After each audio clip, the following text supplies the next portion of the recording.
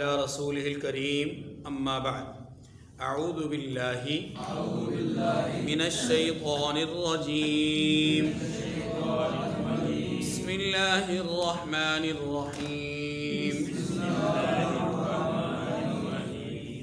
إن الذين آمنوا والذين هاجروا وجاهدوا في سبيل الله أولئك يرجون رحمة الله والله غفور رحيم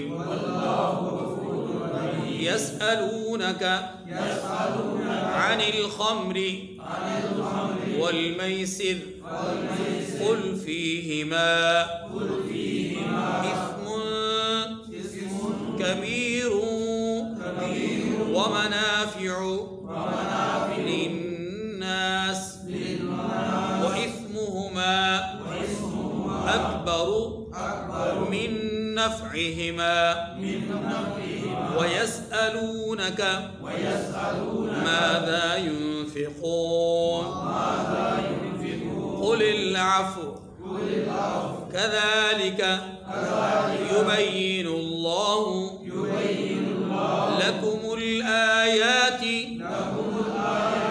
لعلكم تتفكرون في الدنيا والآخرة صدق اللہ العظیم۔ سورہ بقرہ کی 2 آیات کریمہ مکمل اور تیسری آیت کریمہ کا پہلا جملہ ہم نے تلاوت کیا ہے۔ آیت نمبر 218 اور 219 مکمل ہم نے تلاوت کی ہیں۔ ان 2 آیات کریمہ میں سے پہلی آیت کریمہ کا بنیادی طور پر تعلق پچھلی آیت کریمہ کے ساتھ ہے، یعنی آیت نمبر 217 کے ساتھ ہے۔ آیت نمبر 217 میں شان نزول کے طور پر حضرت عبداللہ ابن جحش رضی اللہ تعالیٰ عنہ کے سریہ والے واقعے کا آپ کے سامنے ذکر ہوا تھا۔ اس واقعے کے تناظر میں جب مشرکین مکہ نے اعتراض کیا کہ محمد صلی اللہ علیہ وسلم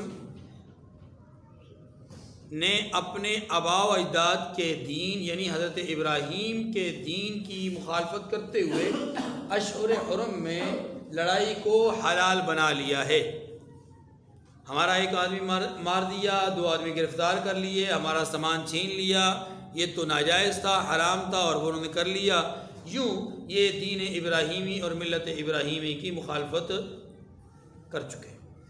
رحمت دو عالم صلی اللہ علیہ وسلم کو ابتدائی طور پر جب اس بات کا علم ہوا تو آپ علیہ السلام نے بھی اس پر ناگواری کا اظہار فرمایا، لیکن ساتھ ساتھ یہ بات بھی ذہن نشین فرما لیجئے کہ حضرت عبداللہ ابن جحش رضی اللہ تعالیٰ عنہ جو اس سریہ کے مطلب سارے قافلے کے امیر تھے، جب وہ مدینہ منورہ پہنچے ایک طرف گھبراہٹ کا شکار بھی تھے تو دوسری طرف ایک ماجرا اور بھی تھا، یا ایک بات ذہن میں اور بھی آئی، اور وہ یہ آئی کہ جو مکہ مکرمہ میں اہل اسلام ہیں ان کے لیے تکلیف، مصیبت اور پریشانی کا یہ سامان اور سبب بنے گا، تو حضرت عبداللہ ابن جحش نے وہاں پیغام بھیج دیا، اہل اسلام کو پیغام بھیج دیا کہ اگر مشرکین تمہیں کچھ کہیں، کافر تمہیں کچھ کہیں نا، تو ان کو جواب میں کہنا کہ دیکھو ہمارا یہ جرم ہوا نادانستہ طور پر، جان بوجھ کر ہم نے نہیں کیا، ہم نے نادانستہ کیا ہے، آخری تاریخ جانتے ہوئے حملہ کیا، حالانکہ وہ آخری تاریخ تھی نہیں، نیا مہینہ شروع ہو چکا تھا، ہمیں ناواقفی کی بنیاد پر یا اندازہ نہیں ہو سکا نئے مہینے کا اور ہم نے حملہ کر دیا، ہمارا تو یہ ہوا قصور، لیکن سنو تمہارا حال تو ہم سے کئی گنا زیادہ بڑا گناہ اور بڑے جرم والا حال ہے کہ تم نے تو رحمت کائنات صلی اللہ علیہ وسلم کو ان کے جائے مولد سے نکلنے پہ مجبور کیا، تم نے تو اہل اسلام کو بیت اللہ سے روکا، اور تم وہ ہو جو فتنہ و فساد برپا کرتے ہو۔ یہ 3 باتیں کہی کہ اہل اسلام کو پیغام دے دو اور ان سے کہو کہ اگر مشرکین تمہیں تنگ کریں تو یہ جواب دینا۔ اللہ تعالیٰ نے ان کے ان جملوں کی لاج رکھتے ہوئے اور ان کے اس عمل کی لاج رکھتے ہوئے پچھلی آیت کریمہ یعنی آیت نمبر 217 کو اتارا، اور اس میں یہ بتایا کہ اہل اسلام نے اشہر حرم کو حرام سمجھا ہے، ایسا نہیں کہ حرام نہیں سمجھا، ہاں ان سے نادانستہ طور پہ یہ کمی یہ کوتاہی ہوئی، پھر بھی یہ اتنا بڑا جرم نہیں ہے جتنا بڑا جرم مشرکین کا ہے کہ وہ اللہ کے رسول کو، مسلمانوں کو انہوں نے بیت اللہ سے نکالا ہے، اللہ کے گھر سے لوگوں کو روکا ہے، مسجد حرام سے لوگوں کو روکا ہے، اللہ کے راستے سے لوگوں کو روکا ہے، کفر کیا، انکار کیا ہے، اور پھر فتنہ و فساد برپا کر رہے ہیں۔ 5 بڑے جرائم ہیں مشرکین کے، تو وہ سارے کے سارے جرائم خود اس جرم سے بڑے جرائم ہیں۔ اس آیت کریمہ میں یعنی آیت نمبر 217 میں آپ نے اب اس ساری گفتگو کے تناظر میں دیکھا کہ حضرت عبداللہ ابن جحش کے اس واقعے کی گویا کہ جو مذمت ہو رہی تھی، اللہ رب العزت نے اس مذمت کے پہلو کو ختم کیا کہ یہ مذمت کا کوئی پہلو نہیں ہے، نادانستہ طور پہ ہو جائے تو یہ مذمت قابل مذمت عمل نہیں۔ دوسرے نمبر پہ ان کے جملوں کی لاج رکھتے ہوئے ان کی تعریف اور مدح ثنائی کی ہے کہ جو آپ کہہ رہے ہیں وہ بالکل درست کہہ رہے ہیں کہ آپ کا جرم بڑا نہیں ہے، بڑا جرم کس کا ہے؟ مشرکین کا۔ اب یہ 2 باتیں ہونے کے بعد اب تیسری بات کیا ہے کہ اللہ تبارک و تعالی نے اہل اسلام کے اس عمل کی مذمت کو بھی رفع کیا اور ان کے جملوں کی پاسداری بھی فرمائی، اور تیسری بات یہ کی کہ ان کی مدح ثنائی فرمائی ہے کہ یہ تو وہ لوگ ہیں کہ جو ایمان لائے، ہجرت کی، جہاد کیا اللہ کی راہ میں، تو یہ تو معمولی لوگ نہیں ہیں، یہ تو بڑے اونچے درجے کے لوگ ہیں، اور یہ وہ لوگ ہیں کہ اولئک یرجون رحمت اللہ، انہوں نے اگر ایک آدمی کو مارا ہے، 2 آدمیوں کو گرفتار کیا ہے، مال کو لوٹا ہے، تو مقصد ان کا دنیاوی غرض نہیں ہے، ان کا مقصد کیا ہے؟ اللہ کی رحمت کو طلب کرنا۔ تو انہوں نے اللہ کی رحمت کو طلب کیا، اللہ نے اپنی رحمت کے دروازے ان کے لیے کھول دیے ہیں، اولئک یرجون رحمت اللہ۔ اور باقی رہا مسئلہ ان کا خطان جو عمل ہوا ہے، فرمایا واللہ غفور الرحیم، اللہ ان کے اس عمل کو معاف کرنے والا ہے، رحم کرنے والا ہے۔ ٹھیک ہے جی، تو اس آیت کریمہ کا تعلق پچھلے واقعے کے ساتھ ہے۔ اب اس کا ترجمہ پڑھ لیں، پھر آگے دوسری بات کرتے ہیں۔ ان الذین آمنوا والذین ہاجروا وجاہدوا فی سبیل اللہ، جو لوگ ایمان لائے اور اللہ کے لیے وطن چھوڑ گئے اور کفار سے جنگ کرتے رہے، وہی تو ہیں اولئک یرجون رحمت اللہ، اللہ کی رحمت کے امیدوار، یعنی وہی اللہ کی رحمت کے امیدوار ہیں۔ واللہ غفور الرحیم، اور اللہ رحمت کرنے والا ہے اور بخشنے والا ہے، یعنی اللہ بخشنے والا ہے اور رحمت کرنے والا ہے۔ صرف یہاں اس جملے پہ اگر غور کریں، حضرت شاہ ولی اللہ محدث دہلوی، مجھے بات یاد آ گئی، اس بات کو پلے باندھ لیجیے۔ حضرت شاہ ولی اللہ محدث دہلوی رحمۃ اللہ علیہ نے ایک بات لکھی ہے، فرماتے ہیں کہ قرآن مجید میں اللہ تبارک و تعالیٰ آیت کریمہ کے آخر میں جو اپنی صفات بیان فرماتے ہیں نا، کسی بھی آیت کے آخر میں اپنی کوئی 1 2 3 صفات بیان فرماتے ہیں، تو فرماتے ہیں ان صفات کا اس آیت کے ساتھ بڑا گہرا تعلق ہوتا ہے، یعنی جو صفات اللہ اپنی بیان فرماتے ہیں نا، ان صفات کا اس آیت کریمہ کے ساتھ بڑا گہرا تعلق ہوتا ہے۔ یہ تو اللہ کے نام ہے نا، اللہ کے نام تو سینکڑوں ہیں، اللہ چاہتے تو یہاں پر عزیز الحکیم بھی کہہ دیتے، لیکن شاہ ولی اللہ محدث دہلوی رحمۃ اللہ علیہ فرماتے ہیں کہ جہاں کہیں بھی جو صفت بھی آئی ہے نا، وہاں وہی صفت فٹ بیٹھتی ہے، کوئی اور صفت فٹ نہیں بیٹھتی۔ اب آیت کریمہ پہ غور کیجئے، پھر صفات پہ غور کیجئے۔ آیت کریمہ میں کیا بیان ہوا؟ حضرت عبداللہ ابن جحش کے عمل کو جو قابل مذمت ٹھہرایا گیا مشرکین کی طرف سے، کفار کی طرف سے، اور خود عبداللہ ابن جحش نے کہا کہ ہمارا یہ عمل ناگواری کا سبب ہے، کوتاہی ہوئی، خطا ہوئی، نسیان ہوا، نادانستہ طور پہ ہوا، لیکن ہمارا یہ عمل بڑا نہیں، یہ جرم بڑا نہیں، جرم وہ بڑا ہے جو انہوں نے کیا ہے، لیکن اپنی غلطی کا اعتراف بھی ہے۔ رسول اللہ صلی اللہ علیہ وسلم نے بھی اس پر ناگواری کا اظہار فرمایا، گویا کہ یہ کوئی اچھا عمل، اچھا اقدام نہیں ہوا۔ تو اقدام کے اچھا نہ ہونے پہ حضرت عبداللہ ابن جحش اور رسول اللہ اور دیگر صحابہ کرام سب کو اتفاق تھا۔ اللہ نے کیا کیا اس کے معاملے میں؟ اس معاملے میں اللہ نے فرمایا واللہ غفور. جیسے تم ناگوار سمجھتے ہو، جو تمہارے نزدیک بھی ناپسندیدہ تھا، تمہارے نزدیک بھی درست نہیں ہو سکا، عمل درست نہیں ہوا، اگرچہ خطا ہوا ہے، گناہ نہیں ہے، خطا ہے، لیکن اس خطا کو بھی معاف کرنا اللہ ہی کا کام ہے. لہذا واللہ غفور، اللہ نے وہ خطا بھی معاف کر دی ہے، اللہ نے خطا بھی. ایک بات. اب اگلی بات کیا تھی؟ اگلی بات یہ ہے کہ اللہ تعالیٰ نے ان اہل ایمان کی صفت بیان فرمائی. فرمایا ان الذین آمنوا وہاجروا وجاہدوا فی سبیل اللہ، جو ایمان لائے، ہجرت کی، جہاد فی سبیل اللہ کی، تین صفات بیان فرمائی. اب ان تینوں صفات کے نتیجے میں جو بات کی وہ کیا فرمائی؟ اولئک یرجون رحمت اللہ، یہ لوگ وہ ہیں جو اللہ کی رحمت کے امیدوار ہیں. اللہ نے اپنی صفت کیا بیان فرمائی؟ واللہ غفور، ان کی خطا کو معاف کرنے والا ہے، رحیم، اور جو وہ طلب کرتے ہیں اللہ وہ عطا کرنے والا ہے. تو قرآن پاک میں جہاں جہاں اللہ تعالیٰ نے اپنی صفات کو بیان فرمایا ہے آیت کے آخر میں، وہاں اس آیت کے ساتھ ان صفات کا بڑا گہرا تعلق ہے. اب جو دوسری آیت کریمہ ہے، آیت نمبر 219، اس کے حوالے سے سمجھ لیجئے. اس آیت کریمہ میں دو چیزوں کو بیان کیا گیا ہے. نمبر ایک شراب، نمبر دو جوا. نمبر ایک شراب، نمبر دو جوا. ان دونوں کے متعلق سوال ہوا رحمت دو عالم صلی اللہ علیہ وسلم سے کہ یا رسول اللہ، شراب اور جوئے کے بارے میں کیا حکم ہے؟ شراب کے متعلق پہلے سمجھ لیجئے، پھر جوئے کے متعلق. شراب کے متعلق یہ بات ذہن نشین فرما لیجئے کہ شراب وہ قبیح ترین عمل ہے کہ جس کو رحمت دو عالم صلی اللہ علیہ وسلم نے ام الخبائث فرمایا ہے. گندگیوں، خرابیوں اور برائیوں کی جڑ، ام بمانا جڑ، یہ تمام برائیوں کی جڑ ہے. کیوں؟ اس لیے کہ جو آدمی شراب پیتا ہے، اس شراب کی نحوست سے اس کی عقل پر پردہ پڑ جاتا ہے، اور پھر وہ اول فول بکتا ہے، گالم گلوچ کرتا ہے، بدتمیزیاں کرتا ہے، اور اسے ماں، بہن، بیٹی یا کسی عزیز رشتہ دار، بڑے چھوٹے کی کوئی پرواہ تمیز نہیں ہوتی.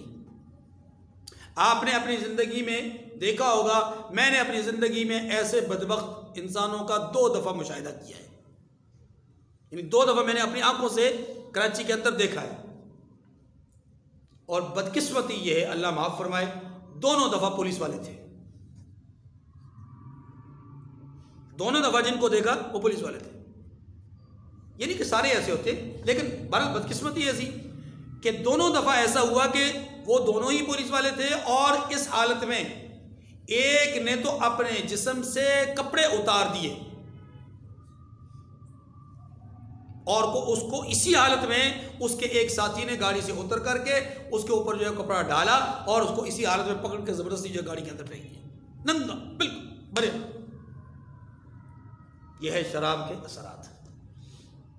اگر اس کے اثرات اب کسی آدمی کو رسیہ ہونے کے بعد، عادی ہونے کے بعد، بظاہر اس کے اثرات نظر نہ بھی آتے ہوں، تو اس کا یہ مطلب نہیں ہوگا کہ اب اس کے لیے شراب پینا حلال ہو گئی ہے، کیونکہ اس کی عقل پہ پردہ نہیں پڑتا.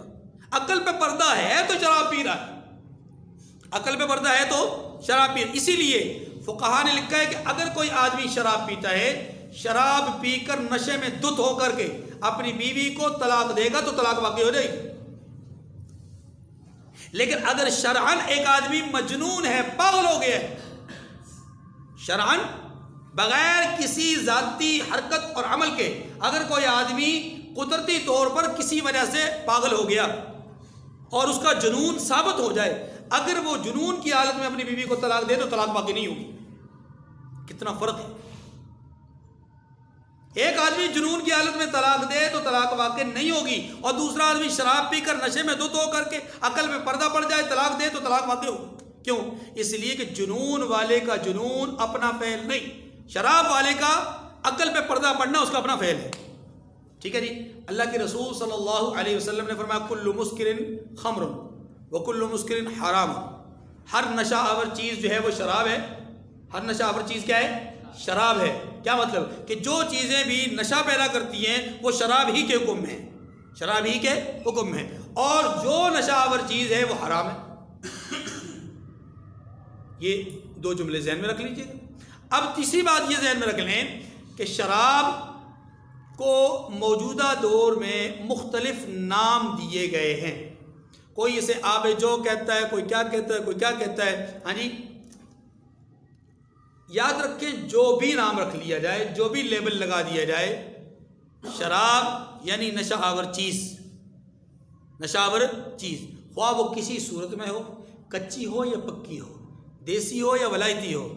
ہاں جی, اسلامی ملک میں بکے یا غیر اسلامی ملک میں بکے, ہندوؤں کے ہاتھ سے خریدی جائے یا مسلمان کے ہاتھ سے خریدی جائے, بات ہماری کسی کمپنی کی بنی ہوئی ہو یا خود دیسی طریقے سے بنائی جائے, ہر صورت میں شراب حرام ہے. شراب کیا ہے؟ اور رحمت دو عالم صلی اللہ علیہ وسلم نے صرف شراب کو حرام نہیں کیا, بلکہ فرمایا کہ شراب پینے والے پر, شراب پلانے والے پر, شراب انگور سے نچوڑنے والے پر, شراب پکانے والے پر, شراب تیار کرنے والے پر, شراب بیچنے والے پر, شراب خریدنے والے پر, شراب پیش کرنے والے پر اللہ کے رسول نے لعنت فرمائی ہے. کیا فرمائی ہے؟ یاد رکھیے دین محمدی کے اندر لعنت اسی عمل پر آتی ہے کہ جو عمل اللہ کے نزدیک ممنوع ہو, حرام ہو. جو عمل حرام نہیں ہوتا اس پر لعنت نہیں آتی, جو عمل ممنوع نہیں ہوتا اس پر لعنت نہیں آتی. اتنی بات سمجھ آگے. اب اگلی بات سمجھیے, شراب کی حرمت کب واقع ہوئی, کیسے واقع ہوئی؟ اس کو سمجھنے سے پہلے دو اور باتیں سمجھ لیجیے. نمبر ایک, شراب کو اہل عرب کرم کہا کرتے تھے, کرم را کے پیش کے ساتھ, ٹھیک ہے. اس کا معنی سخاوت, بزرگی, اچھی چیز. شراب کو وہ اچھی چیز سمجھتے تھے. کیوں؟ اس کی ایک بہت بڑی وجہ تھی, یہ بات ذرا سمجھیے گا. وجہ یہ تھی کہ عرب کے اندر شراب پینے کے بعد لوگ فیاضی اور سخاوت کا مظاہرہ کرتے ہیں. باندیوں کو, غلاموں کو آزاد کر دیتے تھے. شراب پی کر کے لوگوں کو اپنی ملکیت میں سے تحفے تحائف ایسے پکڑا دیتے تھے. غربا کی مدد کرتے تھے, مساکین اور محتاجوں کو دے دیتے تھے. شراب پی کر کے اس نشے کی حالت میں ہوتے, کوئی آ کر کے کہتا کہ اپنا اونٹ مجھے دے رہے, گفٹ کر دیتے تھے. بس سمجھ, یہ ایک حالت تھی. اس وجہ سے وہ شراب کو کرم کہتے تھے کہ یہ بڑی اچھی چیز ہے, سخاوت والی چیز ہے, فیاضی والی چیز ہے. اب اسی وجہ سے, دوسری بات, اسی وجہ سے اہل عرب اپنے بچوں کی گٹی میں شراب ڈالتے تھے. یہ ایک محاورہ ہے. اہل عرب اپنے بچوں کی گٹی میں کیا ڈالتے تھے؟ شراب ڈالتے تھے. ایک محاورہ ہے. جیسا کہ ہمارے ہاں, ہمارے علاقے میں ماضی کے اندر, اب نہیں, ماضی کے اندر بچے کے گٹی میں یا بچے کے حلق کے اندر جو سب سے پہلی چیز جاتی تھی وہ دیسی گھی کا قطرہ ہوتا تھا. دیسی گھی کا, اب تو ڈالڈا بھی نہیں ملتا. تو شراب عرب کی گٹی میں ہونا یہ ایک محاورہ ہے. مطلب یہ کہ ان کا بچہ اس کا عادی ہوتا تھا, کیونکہ وہ اس کو سخاوت کا, فیاضی کا ذریعہ اور سبب سمجھتے تھے. یہ دو باتیں سمجھ آ گئی کہ ایک یہ کہ اس کو فیاضی اور سخاوت کا سبب سمجھتے تھے. اور کیوں سمجھتے تھے؟ اس لیے کہ فیاضی اس طرح کرتے تھے کہ شراب پینے کے بعد تحفے تحائف, مال لٹانا اور یہ سارا کچھ, اور اس کو یہ بڑا اپنے لیے خیر کا سامان اور خیر کا باعث سمجھتے تھے کہ شراب پینے کے بعد آدمی بخیل نہیں رہتا, ہاں جی سخی ہو جاتا ہے. جب یہ بات سمجھ میں آ گئی تو اب اس کا مطلب یہ ہوا کہ عرب کے بچے کی عادت اور ہر آدمی کی وہاں پر عادت تھی شراب پینا. جیسا کہ گھوڑ دوڑ, نیزہ بازی, تلوار بازی, اسی طرح سے کشتی کرنا, پہلوانی کرنا, ہاں جی تیر اندازی, یہ سارے وہ کھیل تھے جو عرب کا بچہ جانتا تھا. عرب میں یہ چیزیں ہر فیملی میں، ہر خاندان میں بچوں کو سکھائی جاتی تھی. جیسا ہمارے ہاں آج کل اس زمانے میں ہمارے ہاں ایک ٹرینڈ بن چکا ہے بچوں کو جم بھیجنا، ہاں جی. اور بچے جم جانا اس کو اپنے لیے لازم سمجھتے ہیں. اب والدین نے بھی اس کو اپنے بچوں کے لیے ضروری قرار دے دیا. اب ہر کس و ناکس جو ہے وہ جم کی طرف جا رہا ہے، چاہے وہ تنکے کی طرح دبلا پتلا ہو، چاہے وہ بھاری بھرکم ہو، لیکن اب جم میں جانا ضروری سمجھتے ہیں. چاہے 2 کلو کا ویٹ اٹھا سکیں، چاہے 200 کلو کا ویٹ اٹھائیں، لیکن جانا ضروری ہے. کیوں جانا ضروری ہے؟ اس لیے کہ معاشرے میں ہمارے بچے کسی سے پیچھے نہیں رہنے چاہیے. لوگوں کو پتہ چلے کہ ہمارے بچے بھی جم جا رہے ہیں. بات ہماری تو ایسے ہی اس زمانے میں گھوڑ دوڑ، تلوار بازی، نیزہ بازی، تیر اندازی، یہ سارے معاملات ضروری سمجھے جاتے تھے. اتنی بات سمجھنے کے بعد اب سمجھیے کہ جب عرب کے اندر شراب ان کی گھٹی میں ہوتی تھی، ان کی عادت کا ایک حصہ ہوتی تھی، ان کی فطرت اور طبیعت کا ایک حصہ بن گئی تھی، تو ایسی حالت میں ان کو شراب سے روکنا کوئی آسان کام نہیں تھا. جیسا کہ موجودہ دور میں موجودہ دور میں 2 طبقے ایسے ہیں، 2 طبقے کہ جن کا ہر فرد شرابی ہے، ایک عیسائی اور دوسرے سکھ. ان دونوں قوموں میں، دونوں لوگوں میں شراب انتہا درجے میں پی جاتی ہے. باقی کفار بھی پیتے ہیں، بہت سارے دیدہ قسم کے مسلمان، ہنجار قسم کے مسلمان، وہ بھی استعمال کرتے ہیں. لیکن یاد رکھیے کہ 2 قومیں، 2 جماعتیں، 2 طبقے اس وقت بہت زیادہ شراب استعمال کرتے ہیں، عیسائی اور سکھ.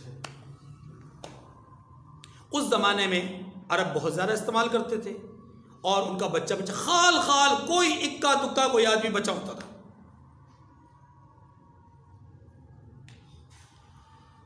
اب جب مدینہ منورہ میں شراب کی حرمت کی بات چلی تو اللہ تعالیٰ نے انداز یہ اختیار کیا، یہ واحد عمل ہے کہ جس کو بتدریج منع کیا گیا ہے. بتدریج سمجھتے ہیں؟ بتدریج کا مطلب ہوتا ہے آہستہ آہستہ. پہلے ایک حکم بھیجا، پھر تھوڑا سا اس سے زیادہ سخت معاملہ کیا، پھر تھوڑا سا اور سخت معاملہ کیا، پھر تھوڑا مزید سخت معاملہ کر کے اینڈ کر دیا. اب بس. تو شراب کی حرمت 4 مرحلوں میں آئی. پہلا مرحلہ سورۃ النحل آیت کریمہ ہے، تتخذون منہ سکرا ورزقا حسنا. انگور نچوڑ کر تم سکر یعنی نشہ آور چیز بھی حاصل کرتے ہو اور رزق حسن بھی حاصل کرتے ہو. یعنی اس ایک عمل سے تم رزق بھی پاتے ہو اور نشہ آور چیز بھی. اس سے بتایا گیا، اس آیت کریمہ میں یہ بتلایا گیا کہ رزق حسن الگ چیز ہے اور سکر الگ چیز ہے. گویا یہ جو نشہ آور ہونا اس چیز کے اندر شامل ہے، یہ کوئی اچھا عمل نہیں ہے، یہ رزق حسن سے کم درجہ ہے.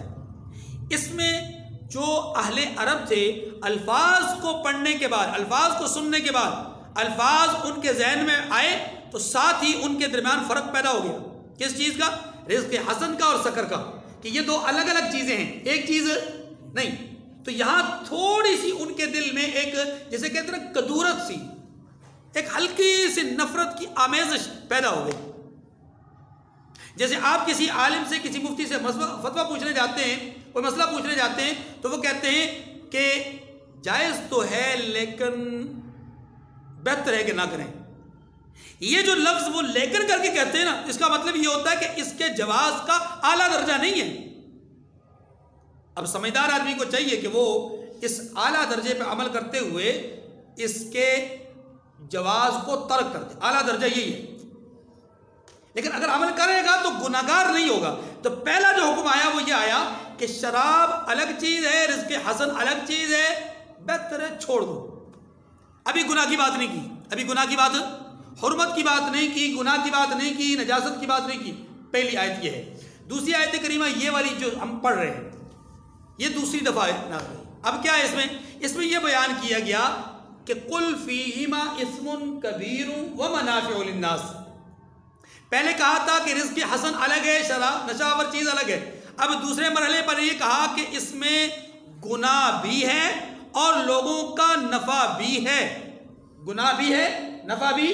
پہلے سے زیادہ سخت بات کر دی، لیکن اس سے اگلا قدم یعنی اسی حکم کا اگلا حصہ وہ کیا تھا؟ اسمہما اکبر من نفعہما. گناہ اور نفع دونوں ہیں، لیکن گناہ نفع سے زیادہ بڑا ہے. گناہ نفع سے. اب اس میں کیا ہوا؟ نفرت کدورت اور بڑھ گئی. قرآن میرے سامنے ہے، مسجد میں بیٹھا ہوں، سیدھی بات عرض کرتا ہوں عقیدت کی بنیاد پر. اگر اللہ صحابہ کرام کو دو ٹوک پہلے ہی لحظہ میں فرما دیتے کہ شراب تم پر حرام ہے، تو خدا کی قسم صحابہ کرام کے معیار ایمان کو دیکھتے ہوئے میں کہتا ہوں کہ صحابہ کرام نے پہلے ہی لحظے میں چھوڑ دینا تھا. لیکن اللہ نے فطرتی انداز اختیار کیا ہے. یہ کیا ہے؟ فطرتی انداز. ایسا نہیں خدا نخواستہ کہ اللہ کو یقین نہیں تھا کہ صحابہ کرام عمل نہیں کریں گے، ایسا نہیں تھا. وہ تو وہ رب ہے جو دلوں کے بھید جانتا ہے، اور اس نے کہا کہ میں نے صحابہ کو آزمایا ہے، امتحان لیا، اور امتحان لے کر کے ان کے تقوی کو جانا اور ان کے تقوی کو اعلیٰ ترین مرتبے پر فائز پایا. میں نے ایمان کو ان کے دلوں میں مزین کر دیا ہے، کفر فسوق اور عصیان کو ان کے لیے کیا کر دیا ہے؟ اب ناپسندیدہ قرار دے دیا. بہرحال صحابہ کرام رضوان اللہ علیہ مجمعین کے لیے دوسرا یہ پہلو تھا کہ اب یہ گناہ کی چیز ہے. پہلے کہا کہ رزق حسن نہیں، دوسرے نمبر پہ کہا کہ اب یہ گناہ ہے اور اس کا گناہ نفع سے بڑا ہے. نفع بھی ہے، گناہ بھی ہے، لیکن گناہ نفع سے بڑا ہے. یہاں بہت سارے لوگ اسی بات کو دیکھ کر کے شراب سے کنارہ کش ہونا شروع ہو گئے. یہ گناہ کی چیز ہے، جب کس کا گناہ نفع سے بڑا ہے تو پھر ایسے نفع کا فائدہ ہی کیا جس میں گناہ ہو. اب یہ فطرتی انداز تھا. اسی فطرتی انداز کی وجہ سے لوگ رغبتاً اس حکم کے عمل کی طرف آ گئے. اب تیسرے نمبر پر کیا ہوا؟ تیسرے نمبر پر یہ ہوا کہ کچھ واقعات اس آیت کریمہ کے پس منظر میں لکھے گئے ہیں، میں صرف اشارات کرتا ہوں. بعض کتابوں میں، حدیث کی کتابوں میں ایسے واقعات لکھے ہوئے ہیں کہ کچھ لوگ ایک جگہ پہ بیٹھے ہوئے تھے، کھانے کی دعوت تھی، کھانا کھا لیا، اس کے بعد شراب چونکہ ابھی قطعی طور پہ حرام نہیں ہوئی تھی، شراب پی گئی. شراب پینے کے بعد نماز کا وقت آیا، نماز کے لیے ایک صاحب کھڑے ہو گئے، باقی لوگ پیچھے تھے. ہاں جی، نماز کے دوران ان سے غلطی ہو گئی اور یوں وہ اس غلطی کو جاری رکھتے ہوئے آگے چلے گئے. یوں اللہ تبارک و تعالیٰ نے فرمایا لا تقربوا الصلاۃ وانتم سکارى، جب تم نشے کی حالت میں ہو تو نماز کے قریب مت جانا. یہ اس عمل سے زیادہ سخت عمل تھا. پہلے یہ کہا یہ گناہ ہے، اس کا گناہ نفع سے بڑا ہے. اب کہا کہ اگر نشہ کر لو تو پھر نماز کے قریب مت آنا. نماز ان کے لیے ایک رگ و جاں بن چکی تھی، نماز ان کے لیے ایک حرز جاں بن چکی تھی. نماز ان کے لیے یوں سمجھ لیں کہ دنیا و آخرت کا سب سے بڑا ایک عبادت کا ذریعہ بن چکا تھا. اس لیے جب ان کو نماز سے اس حالت میں روکا گیا تو مزید نفرت پیدا ہو گئی. کتنی گندی چیز کہ اسے استعمال کر کے نماز کے پاس بھی نہیں آ سکتے، نماز کی طرف بھی نہیں جا سکتے، لہذا بہت ساروں نے چھوڑ دیا. ایسے ہی یہ بھی واقعہ بیان کیا گیا کہ ایک آدمی نماز پڑھا رہے تھے، باقی لوگ نماز کے پیچھے پڑھ رہے تھے. ہاں جی، جماعت کے دوران ایک دفعہ نماز پڑھا دی 2 رکعت، فجر کی نماز تھی، 2 رکعت پڑھا دی. 2 رکعت پڑھانے کے بعد وہ کھڑے ہو گئے اور حالت یہ تھی کہ شراب نشے کی حالت میں تھے. تو ایک صاحب جو نماز پڑھا رہے تھے وہ کھڑے ہو گئے، انہوں نے کہا جی 2 پڑھا دیے، 2 اور پڑھا دوں. باقی نے بھی کہا پڑھا دیں. ٹھیک ہے. اب یہ نشے کی کیفیت تھی اور ظاہر ہے مطلب اس میں اس وقت قطعی طور پہ حرمت کے فتوے اور فیصلے نہیں آئے.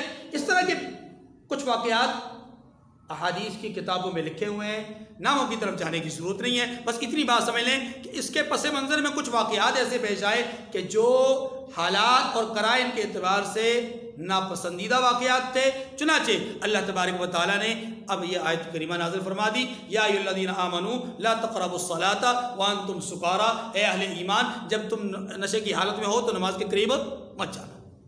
یہ تیسرا سخت، پہلے دونوں سے بھی سخت عمل تھا. اب جب لوگوں کے دل میں نفرت بھی بیٹھ گئی، اچھی طرح رغبت بھی پیدا ہو گئی حکم کو چھوڑنے کی، اور حضرت عمر رضی اللہ عنہ کے بارے میں آتا ہے کہ بخاری شریف کی روایت ہے کہ آپ نے اللہ تعالیٰ سے دعا کی کہ یا اللہ ہمارے لیے کوئی واضح حکم اتار دیجیے. اور خود حضور علیہ السلام سے بھی انہوں نے عرض کی کہ یا رسول اللہ آپ اللہ سے فریاد کیجئے کہ شراب کے بارے میں کوئی واضح حکم آ جائے. چنانچہ اللہ تبارک و تعالیٰ نے پھر فرمایا انما الخمر والمیسر والانصاب والازلام رجس من عمل الشیطان فاجتنبوه لعلکم تفلحون. فاجتنبوه، اب ان سے بچو. یہ رجس من عمل الشیطان ہے، یہ شیطانی عمل ہیں، نجس ہیں، گندگی ہیں. ہاں جی، شراب، جوا، جی بعض یہ سارے کے سارے اعمال کیا ہیں؟ یہ نجس ہیں، حرام ہیں، ان کے قریب مت جاؤ، ان کو چھوڑ دو، ترک کر دو ان کو. لہذا صحابہ کرام میں سے جو حضرات اس وقت تک کسی درجے میں اس عمل پر یعنی اس کام کو کر رہے تھے، انہوں نے اس حکم کے آنے کے بعد، حدیث میں آتا ہے، اپنی شراب کو مدینہ منورہ کی گلیوں میں بہا دیا، مٹکے توڑ دیے، برتن اور آلات ختم کر دیے کہ اب کسی قسم کا ذہن اور تصور شراب کی طرف نہیں جانا چاہیے. اس دن سے لے کر کے پھر مسلمانوں نے کبھی شراب کو ہاتھ نہیں لیا لگایا. میری مراد مسلمانوں سے صحابہ کرام ہے. بات سمجھ گئی؟ تو ایک بات تو یہ ہو گئی کہ شراب کی حرمت یوں بتدریج نازل ہوئی. دوسری بات یہاں پر جو بیان ہوئی وہ کیا ہے؟ جوا. جوا کس کو کہتے ہیں؟ جوا کہتے ہیں، ہاں جی، جوا کہتے ہیں بغیر محنت کے، بغیر مزدوری کے، بغیر کسی عوض کے، بغیر کسی کاروبار کے کسی کا حق حاصل کر لینا اور اس کو اس کے حق سے محروم کر دینا. آسان لفظوں میں نے عرض کر دیا. مزدوری بھی کوئی نہیں، محنت بھی کوئی نہیں، ہاں جی، کچھ لگایا بھی نہیں. لگانے سے مراد یہ کہ کچھ محنت نہیں کی اور کچھ کاروبار نہیں کیا اور کسی کا حق دبا لیا. جوئے میں یہی کچھ ہوتا ہے. جوئے میں یہی کچھ ہوتا ہے. ایک آدمی کسی کا حق لیتا ہے اور دوسرا آدمی اپنا حق کھو دیتا ہے. اس کو جوا کہتے ہیں. اور جوئے کا یہ عمل بھی جو اہل عرب تھے ان کے مزاج کا حصہ بنا ہوا تھا. کیوں؟ اس پہ بھی سنیے. جوئے کا یہ عمل ان کے نزدیک اس لیے مستحسن تھا، اچھا تھا کہ جوئے کی وجہ سے وہ قحط سالی کے زمانے میں یا غربت کے زمانے میں یا غریب لوگوں کے درمیان میں فیاضی کا مظاہرہ کرتے تھے. اب آپ کہیں گے جی کیسے؟ تو سنیے.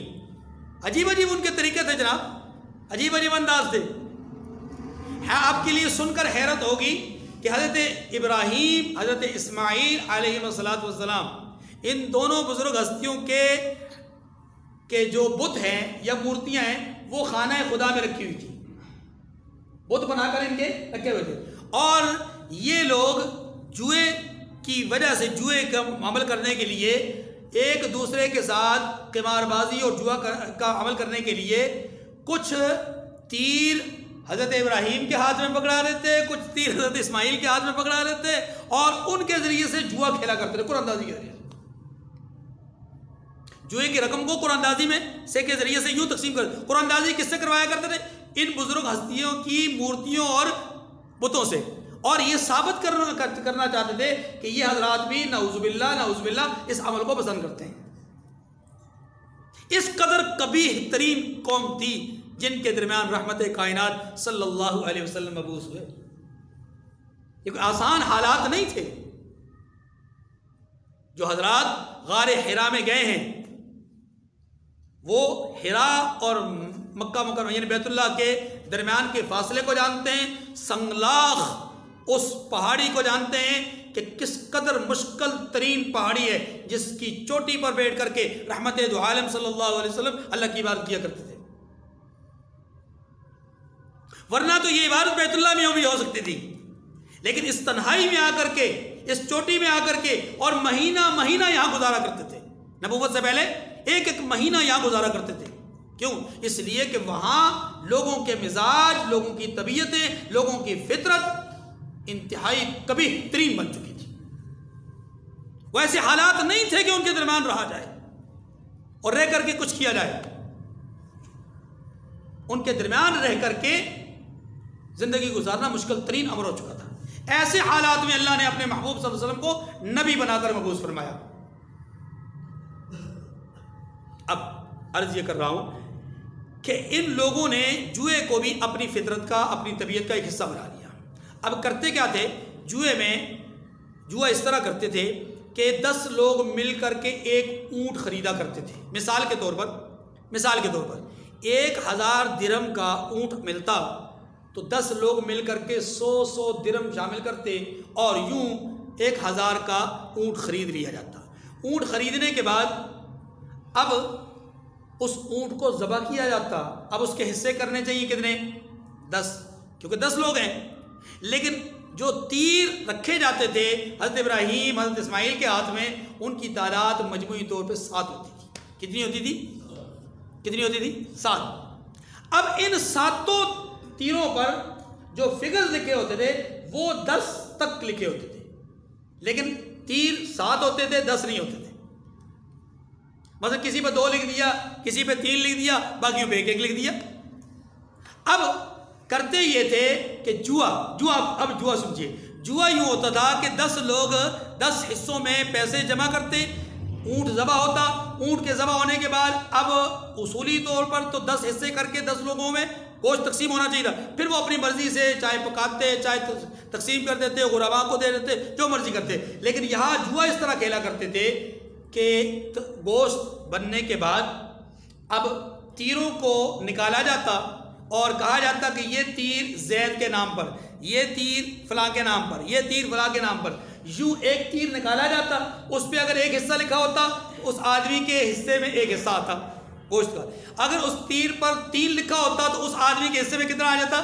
3 دیے اس نے 1 حصے کے پیسے، گوشت اس کو ملا 3 حصوں کا۔ اب کیا ہوتا تھا کہ وہ جو اضافی 3 لوگوں کے مطلب 3 لوگوں کا حصہ ہوتا تھا وہ آٹومیٹکلی ختم ہو جاتا، کیونکہ 1 2 3 تیر ایسے ہوتے کہ جن میں تعداد زیادہ ہوتی، اسی کا نام وہ جوا رکھتے تھے اور اسی کو وہ جوئے کے طور پر کرتے تھے۔ اب اپنا حصہ، اچھا ان میں سے 7 لوگ تو حصوں کے مستحق ہوتے، لیکن 3 لوگ محروم رہ جاتے۔ اب دیکھیں بیٹھے بیٹھے 7 لوگوں نے دوسروں کے حق کو طلب کر دیا، 3 لوگ اپنے حق سے محروم ہو گئے، ہے کہ نہیں؟ ایسے ہی آج کے دور میں پیسہ لوگ ٹیبل پہ رکھتے ہیں، ادھر بھی پیسہ رکھا ادھر بھی پیسہ رکھا، چاہے اس کو نامینیٹ کیا، چاہے پیسے فگرز رکھ دیے، چاہے سکے رکھ دیے، کچھ بھی رکھ دیا۔ اب کوئی بھی معاملہ کیا، کوئی بھی کھیل کھیلا، کھیلنے کے بعد اب ایک فریق جیت جاتا ہے، دوسرا ہار جاتا ہے، جیتنے والا سارا کچھ سمیٹ لیتا ہے اور ہارنے والا اپنا حصہ ہار کر کے ہاتھ جاڑتا ہے، وہ پیچھے ہٹ جاتا ہے۔ اس کے بعد مزید کچھ ہوتا ہے تو مزید جوا لگاتا ہے، نہیں ہوتا تو روتا روتا بیوی کے پاس جاتا ہے اور پھر جا کر گھر سے بھی ڈانٹ کھاتا ہے۔ بات میں آگے کی نہیں، جوا ذلت آمیز چیز۔ تو رحمت دو عالم صلی اللہ علیہ وسلم کے زمانے میں مشرکین یوں جوا کھیلا کرتے تھے، اور بھی کئی قسمیں تھیں لیکن ایک قسم میں نے آپ کے سامنے رکھ دی۔ اب اللہ تبارک و تعالیٰ نے جوئے کے عمل کو بھی اور شراب کے اس عمل کو بھی اس آیت کریمہ میں کیا فرمایا کہ فیہما اسم کبیر، ان میں بڑا گناہ ہے۔ بڑا گناہ کیوں ہے؟ شراب پینے کی وجہ سے عقل پہ پردہ پڑ جاتا ہے، اس طرح کے جوئے کے عمل سے ایک آدمی کا حق سلب ہو جاتا ہے، دوسرے آدمی کو اپنے حق سے زیادہ مل جاتا ہے، تو گناہ ہو گیا نا۔ پھر آگے کہا گیا کہ اس میں لوگوں کا نفع بھی ہے۔ بھائی نفع ہے، نفع کیسے ہے کہ شرابی کے ہاتھ سے کسی کو گفٹ مل گیا، اس کا نفع ہو گیا۔ اچھا شراب خریدی تو یعنی جس نے بیچی اس کو نفع ہو گیا، ایسی شراب نچوڑی بنائی جس نے بنائی اس کو نفع ہو گیا۔ تو خرید و فروخت کرنا، کاروبار کرنا، یہ ساری چیزیں کیا ہیں؟ نفع کا ذریعہ ہیں، لیکن فرمایا ان کا گناہ ان کے نفع سے بڑا ہے۔ جوئے والے کو بھی نفع ہوا، کیسے نفع ہوا کہ دیکھیں ایک نے حصہ ڈالا 100 درہم کا، ملا اس کو 300 درہم کا حصہ، اس کا تو نفع ہو گیا، لیکن دوسری طرف 2 آدمیوں کو نقصان ہو گیا کہ ان کو کچھ نہیں ملا، انہوں نے بھی 100 درہم ڈالے۔ اب کچھ کو حق تلفی کا اور کچھ کو حق کے چھوڑنے کا نقصان ہوا، کچھ کو حق تلفی کا فائدہ ہوا۔ تو فرمایا فائدہ بھی ہے نقصان بھی ہے، لیکن ان کا نقصان یعنی ان کا گناہ کا عمل وہ نفع سے بڑا ہے، نفع سے، اس لیے فرمایا کہ اس چیز سے ذہنی طور پر اجتناب کرو۔ اب دیکھیے فرمایا یسألونک عن الخمر والمیسر، تم لوگ شراب، اے پیغمبر صلی اللہ علیہ وسلم آپ سے لوگ شراب اور جوئے کا حکم دریافت کرتے ہیں، قل فیہما اثم کبیر ومنافع للناس، آپ ان سے کہہ دیجئے کہ اس میں نقصان بڑے ہیں اور لوگوں کے لیے کچھ فائدے بھی، نقصان بڑے ہیں یعنی نقصان بھی ہے فائدہ بھی ہے، لیکن نقصان کیا ہے؟ وہ بڑا ہے نسبتاً، وَإِثْمُهُمَا أَكْبَرُ مِن نَفْعِهِمَا، مگر ان کے نقصان فائدوں سے کہیں زیادہ ہیں، نقصان فائدوں سے۔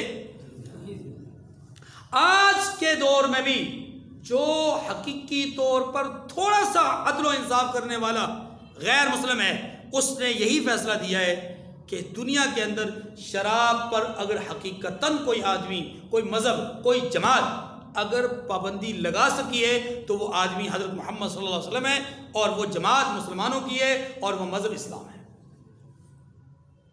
باقی کسی مذہب میں نہ کوئی آدمی ہے، نہ کوئی قانون ہے، نہ کوئی ضابطہ ہے، کہیں پر بھی شراب کی پابندی ہے۔ کاش کہ مسلمان اپنے دین کو سمجھیں۔ وَيَسْأَلُونَكَ مَاذَا يُنْفِقُونَ، پھر فرمایا کہ دوسرا سوال آپ سے لوگ یہ کرتے ہیں کہ کون سا مال خرچ کریں، کون سا مال، یعنی مال کی مقدار کون سی ہونی چاہیے، مال کی مقدار کتنی ہونی چاہیے، کون سا یعنی کتنی مقدار کا مال خرچ کرنا چاہیے؟ تو اس کا جواب دیا گیا قُلِ الْعَفْوَ، جو آپ کی ضرورت سے زائد مال ہے اس میں سے خرچ کر دو، اس میں سے۔ یہاں یاد رکھیے گا، صرف ایک بات کہہ کر کے بات ختم کرتا ہوں، یہاں قُلِ الْعَفْوَ جو کہا گیا کہ اپنی ضرورت سے زائد مال، اس کا مطلب واضح طور پہ یہ ہوا کہ یہاں زکوٰۃ مراد نہیں ہے، یہاں صدقات واجبہ مراد ہے۔ کیوں کہ وہ ضرورت سے زائد نہیں ہے، وہ ضرورت سے زائد نہیں ہے، بلکہ وہ تو ضرورت کے اندر شامل ہے۔ زکوٰۃ دینا فرض ہے، وہ ضرورت ہے، صدقات واجبہ ضرورت ہے، وہ اس لیے وہ ضرورت سے زائد نہیں ہے۔ ضرورت سے زائد سے مراد یہاں پر کیا ہے کہ ان تمام احکامات کے علاوہ اپنے مال میں سے نفلی طور پہ خرچ کرنا، نفلی طور پر۔ پھر فرمایا كَذَلِكَ يُبَيِّنُ اللَّهُ لَكُمُ الْآيَاتِ لَعَلَّكُمْ تَتَفَكَّرُونَ فِي الدُّنْيَا وَالْآخِرَةِ، فرمایا اسی طرح اللہ تمہارے لیے اپنے احکامات کھول کھول کر بیان فرماتا ہے تاکہ تم سوچو، تاکہ تم۔ اور امام شاہ ولی اللہ محدث دہلوی رحمۃ اللہ علیہ کے مطابق یہاں پر لعلکم تتفکرون کا ترجمہ یہ ہوگا کہ اسی طرح اللہ تمہارے لیے اپنے احکامات کو کھول کھول کر بیان کرتا ہے، یقین جانو، یقین جانو کہ تتفکرون فی الدنیا والآخرہ، کہ تم دنیا اور آخرت کے معاملے میں سوچنے پر مجبور ہو جاؤ گے۔ دنیا اور آخرت کے معاملے میں سوچنے پر کیا مطلب کہ دنیا کے نفع نقصان کو، آخرت کے نفع نقصان کو تم سوچ سکو گے، اور جس آدمی نے اپنی دنیا اور آخرت پر نظر رکھی ہو، اس کے نفع اور نقصان کو سوچا ہو، وہ ناکام نہیں ہو سکتا، وہ ناکام۔ اللہ تعالیٰ مجھے اور آپ کو بھی کامیابی نصیب فرمائے۔ وآخر الدعوانا ان الحمد للہ رب العالمین۔